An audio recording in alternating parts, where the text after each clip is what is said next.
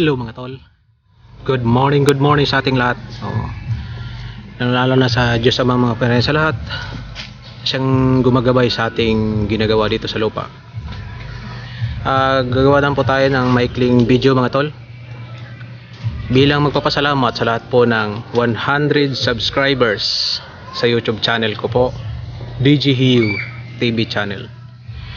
Maraming salamat sa inyo mga tol, sa inyong pag-suporta sa channel ko, at sana patuloy nyo pa po akong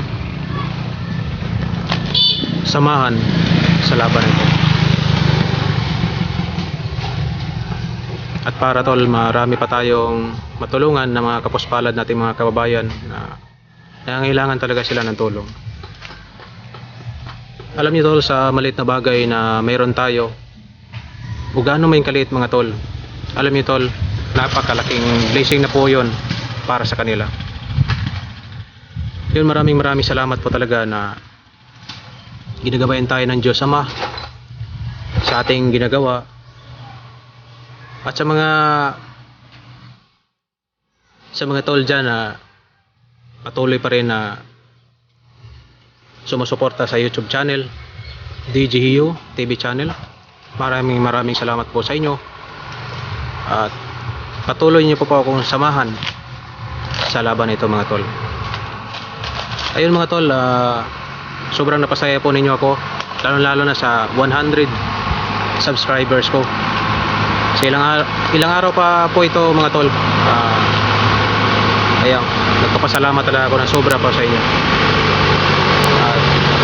Hiling ko po sa Diyos Ama na bigyan pa po kayo ng lakas para sa pang-araw-araw na gawain ninyo mga tol. Patuloy din tayo sa laban ito. Ayun, sa lahat po na hindi pa nag-subscribe dyan, pa-subscribe naman, at huwag kalimutan na pindutin yung notification bell para po sa mga update nating mga video sa darating. Ayun mga tol, sana marami pa tayong mapasaya, lalo na parating na yung Pasko. Paparating na mga Pasko mga tol. Ayun, pinapasuggest ko na lang yon kung ano man ang maibigay o mapaabot nating blessings para sa mga kapuspalad nating mga kababayan. Only God knows na lang po yon. Ayun mga tol, wala akong masabi sa inyo. Maraming salamat po sa lahat po ng nag-subscribe po sa YouTube channel ko, DGHU TV channel. Sana po patuloy nyo pa pong suportahan ang ating ginagawa. Ayun mga tol, hanggang dito na lang. God bless po. Keep safe po kayo dyan sa inyo kalalagyan.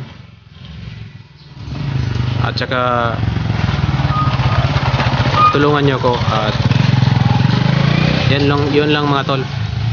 Huwag nating kalimutan na pumiling, at saka magbanggit sa ngalan ng Diyos Ama, mga Panginoon sa lahat ng mga ginagawa natin dito sa mundo. At lalo na tol, huwag natin kalimutan magpasalamat sa Diyos Ama sa lahat ng mga blessings na dumarating sa ating buhay. Malit man yun o malaki, problema man yun o ano, yun talagang buhay tol eh. Kailangan natin harapin, kailangan tayo maging mapanatag, kailangan natin na labanan.